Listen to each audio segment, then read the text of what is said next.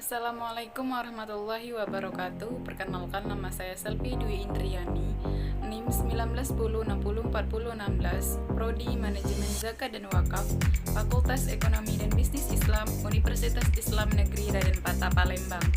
Baiklah, di sini saya akan menjelaskan mengenai perencanaan pesan bisnis.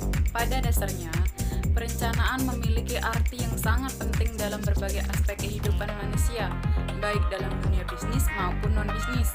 Perencanaan adalah suatu kegiatan yang dilakukan untuk mempersiapkan segala sesuatu dengan sebaik-baiknya.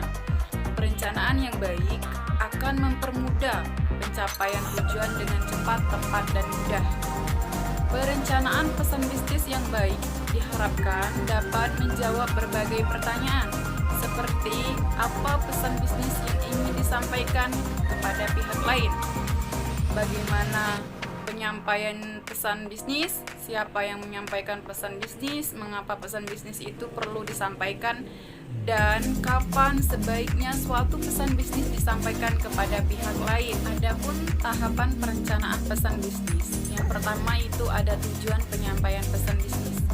Jika tujuan penyampaian pesan bisnis sudah jelas, maka hal ini akan mempermudah dan memperlancar penyampaian.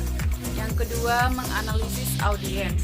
Apa, siapa, bagaimana, dan kapan sebaiknya pesan bisnis itu disampaikan.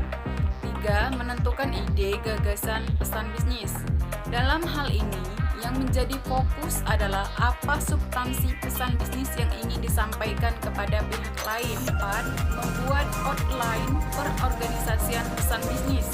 Pembuatan outline pada dasarnya mencakup tentang apa poin penting yang ingin disampaikan kepada pihak lain dan bagaimana tata urutnya yang logis dan sistematis. Pengorganisasian pesan bisnis yang baik, runtut, dan logis juga akan mempermudah pemahaman pesan bisnis dengan baik. Tujuan komunikasi bisnis yang pertama itu memberikan informasi yang berkaitan dengan dunia bisnis, contohnya informasi tentang produk baru, lowongan kerja, pembukaan kantor cabang baru, dan sebagainya. Yang kedua, memberikan persuasi kepada pihak lain agar apa yang disampaikan dapat dipahami dengan baik dan benar. Persuasi yaitu adalah komunikasi yang digunakan untuk mempengaruhi dan meyakinkan orang lain. Yang ketiga, melakukan kolaborasi, kerjasama bisnis antara seseorang dengan orang lain. Dapat menggunakan media telekomunikasi yang ada seperti telepon, smartphone, internet, dan lainnya. Adapun penentuan ide pokok. Ide pokok pada dasarnya merupakan sesuatu yang menjadi pokok bahasan utama dalam penyampaian pesan-pesan bisnis. Yang pertama itu ada storyteller tour, yakni teknik ini menggunakan alat bantu tape recorder, laptop, PC, tablet, atau DVD player yang digunakan untuk menelaah pesan bisnis yang disampaikan secara berulang-ulang. Yang kedua ada random list atau daftar acak.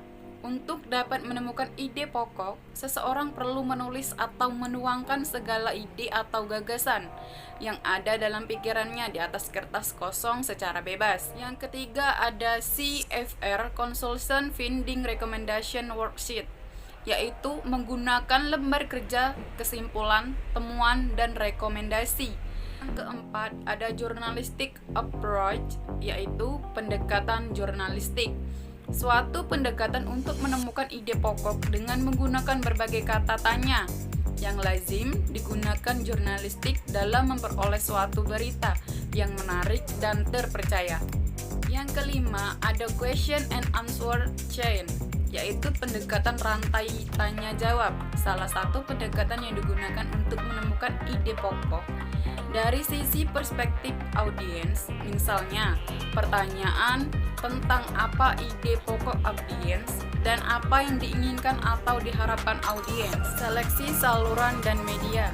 Yang pertama, ada tingkat kepentingan, formalitas, kompleksitas, tingkat kerahasiaan, emosional, biaya pengiriman, harapan audiens. Dan pilihan saluran dan media komunikasi, ada komunikasi lisan dan ada komunikasi tertulis. Pengorganisasian pesan bisnis. Pengorganisasian pesan-pesan bisnis secara baik merupakan suatu keharusan dan sekaligus tantangan bagi komunikator. Pentingnya pengorganisasian yang baik. Yang pertama itu ada subjek dan tujuan penyampaian pesan bisnis haruslah jelas. Yang kedua, semua pesan bisnis yang disampaikan harus berhubungan dengan subjek dan tujuan. Yang ketiga, ide atau gagasan harus dapat dikelompokkan dan disajikan dengan cara yang logis. Keempat, semua pesan bisnis yang penting harus sudah tercakup di dalamnya. Pun manfaat pengorganisasian yang baik. Yang pertama, membantu penerima pesan memahami pesan, membantu penerima pesan menerima pesan, menghemat waktu, mempermudah pekerjaan komunikator. Adapun pengorganisasian pesan bisnis melalui outline, mendefinisikan dan mengelompokkan ide. Yang pertama, mulailah dengan ide pokok atau main idea. Yang kedua, nyatakan poin-poin pendukung yang penting.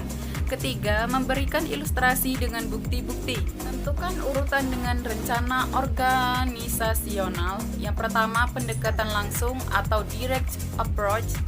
Yang kedua, pendekatan tidak langsung atau indirect approach. Revisi pesan bisnis. Revisi sangat diperlukan agar pesan yang telah direncanakan dan dibuat dapat ditinjau ulang untuk menghindari kemungkinan terjadinya kesalahan yang fatal, sehingga sesuai dengan yang dikehendaki. Keterampilan merevisi. Pada dasarnya, kegiatan merevisi pesan bisnis merupakan salah satu cara untuk menghindari atau mencegah terjadinya kesalahan atau kekeliruan, baik kesalahan tulis, tanda baca, hingga kesalahan fatal pada saat penyampaian pesan bisnis kepada pihak lain.